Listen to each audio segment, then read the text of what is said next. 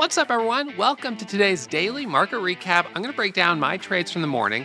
I'm sitting in the green here. I traded 3 stocks today, and I might be walking away a little early, leaving some money on the table, but my focus right now is consistency. And what I know is, what's been working really well for me during this hot streak is generally sitting down at the same time every morning and starting the day with relatively small size to break the ice and build a little cushion. Once I've got some profit, I size up, I get aggressive, and then once I come to the end of the time window, when I typically make the most money, I begin to reduce my size until I just get to a point where I'm like, it's kind of not even worth trading anymore, because the trade with small size, I'm not going to make that much. And if I size up and take a big loss, well, I don't have enough time to recover the loss. So it's kind of not worth it anymore. And that has been giving me a really strong run here of consecutive green days. I mean, I'm kind of blown away by it, but I'm just grinding. And so here we are today, another green day. ADTX, this was my biggest winner, same as yesterday. So what's interesting about ADTX is that we have this daily chart where we've got gap fill. And there were a lot of questions about gap fill. So I'm going to break down this one first. So ADTX, so high level, this is a stock that's been squeezing for several days in a row. I'm actually going to turn off the 200 moving average on it because see how the chart is like with these reverse splits, the 200 moving average makes it so you can barely even, you really can't even see the chart. It's so tiny down here. The 200 moving average is at like $33,000. So I'm going to turn it off and turn it off. That's because the stock's done so many reverse splits. So now we've got a better view of the stock. We had a recent reverse split just back here on the 17th, and then super high volume the last 3 days. Volume has been declining as price is going higher. That's a divergence. There is some risk there. I am concerned about the risk of this company doing a secondary offering, which would dilute the value of the company. The price would go down most likely if they do that. However, on this day back here on March 12th, I think it was, overnight, the stock had bad news and gap down. So you see how we create this gap on the daily chart right here? So the window, if you want to call it a window, or the gap, is basically this area right here.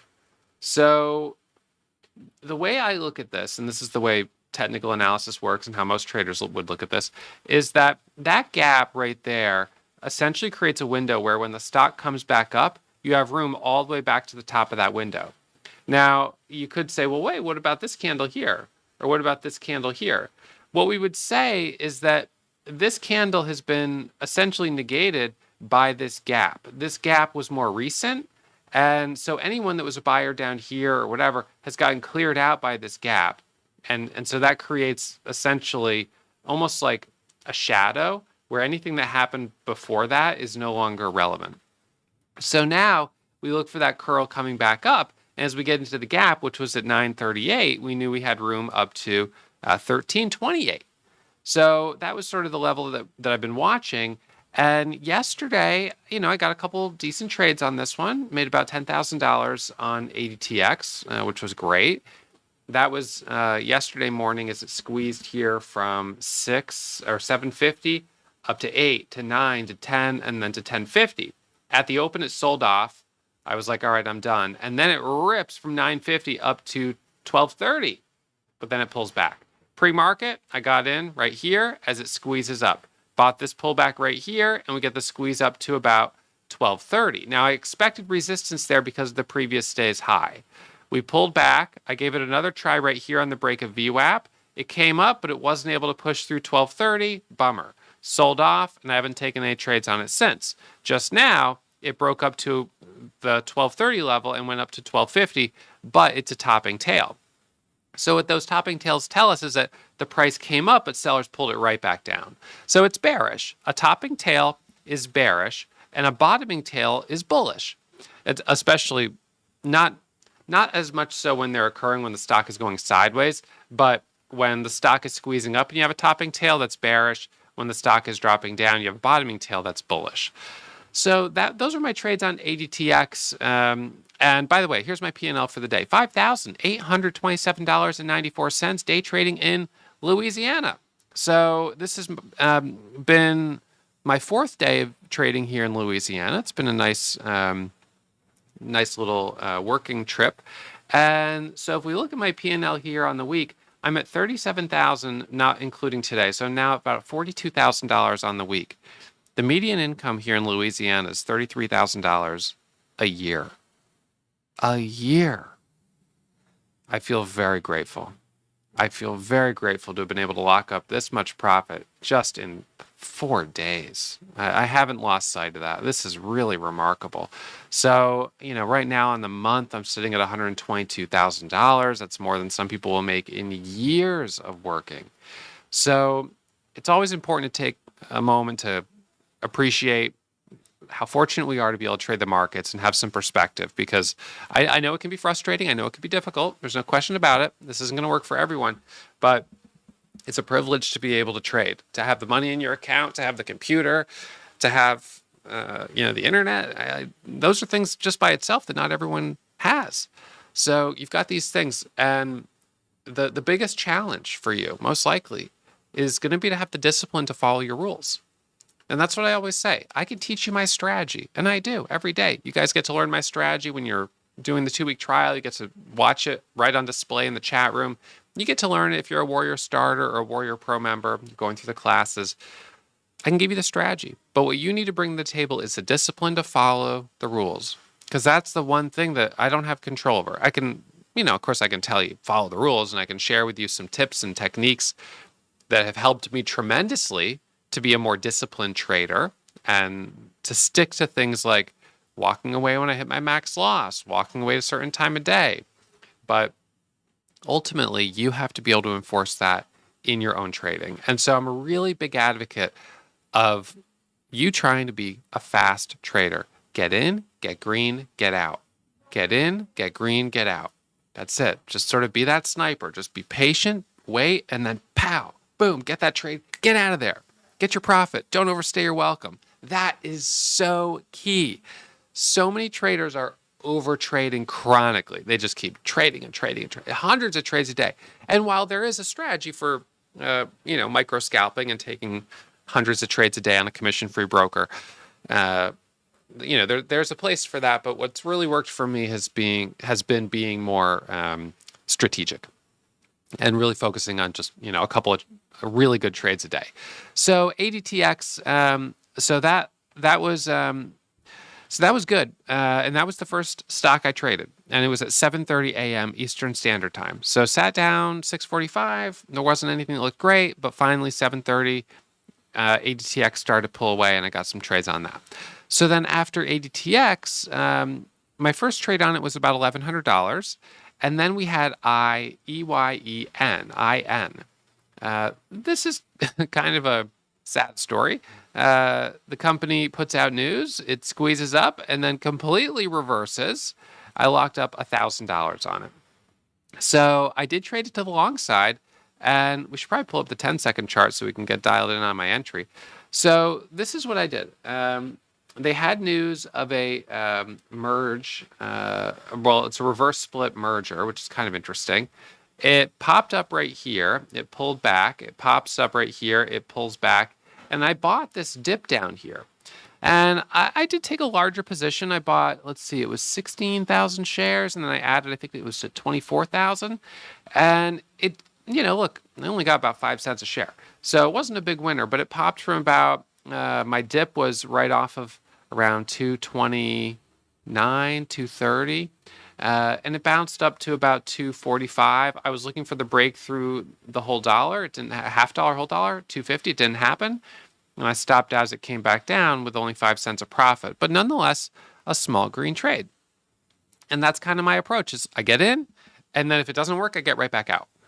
And, that's fine. So when I get in, what I need to see is, number one, I need to see the stock is moving up from my entry. So if I get in at 230 and I can tell already that I've bought from a hidden seller, I'm already on alert, like, okay, I might have to cut this immediately. Now, I watch it, and if I start seeing selling, I jump right out. I just bail. I just cut the loss and move on. What I want to see is I get in, and instantly, if I timed it right, I want to see the prices moving up from my entry. So 3 cents, 4 cents, 5 cents, 10 cents. All right, I'm up 10 cents. Now I've got a little bit of a cushion. Then 15 cents, 20 cents. So what I don't want to see is a big seller on the level 2. If I saw like a 300,000 share seller in the level 2, all of a sudden I'm going to be like, that's a problem. This is a good example. WINT right now, which is up 100%. It's very thickly traded. Look at that rejection right there. From 40 down to 18. Ugh. See, that's why I don't want to mess around with this, because I know it's going to be choppy like that. But you keep seeing these big sellers coming out on the book, and when I say the book, I mean the level 2. And that's just, it's not good when you see that. So there's a little buyer there. But anyways, and by the way, when I say I stopped out, it's pre-market. So I can't actually use a live stop order, but I press a hotkey that I have, Control Z, to sell my full position with an offset. That's a limit order, 10 cents below the bid. And just like that, boom, I'm out of the trade, gone. So I just am ruthless about cutting those losses, and I'm glad I did it. And so that was that. So then after that trade at 7:35-ish, I switched back to ADTX. So ADTX ended up continuing to trade this as it moved higher, got some more profit on that one. And then I switched gears and took my last trade of the day, which was on KBSX, and I finished the day with a loser, down about $400 on that last trade. Not bad. So why did I trade this? Well, ADTX is continuation. And KBSX made a big move the other day. So I kind of thought, as it started to perk up here, I was like, okay, this might be, a continuation setup as well, if we could break through this level here of 6. So I took a starter right there, stopped out pretty much immediately. Again, bailing on the bid, cutting the loss. Lost $400 and said, all right, well, that's a bummer. And that was at 9 a.m., 9:01. So then we come to the opening bell, and I'm watching WINT, but I didn't feel comfortable breaking the ice on it. So it was very thickly traded. I had an order ready to buy at 270 right here. It sort of was pulling back, and I was like, I don't think I could do it. My issue at that time was that the 5-minute chart already had 1, 2, 3, 4 green candles in a row, and I was just like, I think it needs a pullback on the 5. So then it pulled back on the 5, and then we're coming into the open, and I'm thinking it's just going to be so crowded. It's going to be so choppy. It's going to be hard to read the level 2. I just don't think I can trust it. And then, sure enough, it ends up popping up to 280, and I'm like, nah, it's okay. And then it rips up to 345, but look at this topping tail. So it pops up and then drops down. And then it kind of grinds higher and then sells off.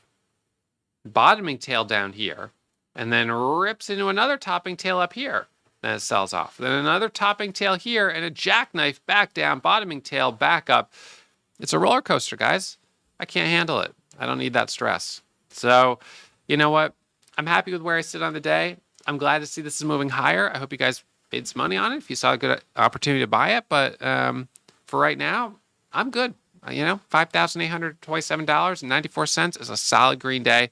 So life is good. Day trading in Louisiana. I'm going to go outside. I'm going to enjoy the warm weather, and I'll be back at it tomorrow morning, 7 a.m. Eastern Standard Time, live streaming for members at Warrior Trading. So thank you guys, as always, for tuning in, and I hope you do hit the thumbs up. I hope you're subscribed to the channel, and I will see you guys bright and early tomorrow morning. All right, that's it for me. Reminder, as always, trading is risky. My results aren't typical, so please manage your risk, take it slow, and always practice in a simulator before putting real money on the line. See you in the morning.